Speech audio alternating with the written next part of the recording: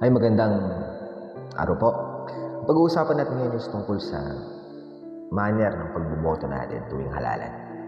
Alam mo ba na yung boto mo, hindi pang joke time na yan. Sa dami ngayon ng drama sa politika, minsan parang teleserye yan. May mga kontrabida at may mga nagbibida-bidahan lang. At minsan may mga twist pa yan na nangyayari na hindi mo inaasahan.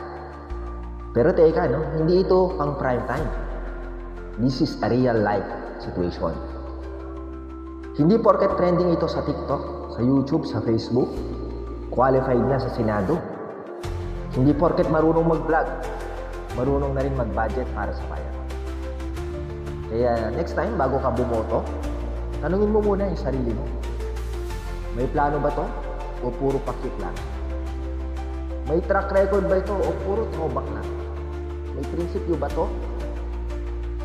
O paetal lang sa rally? Kasi ang boto mo, hindi yan pang prank. Hindi yan pang for content on.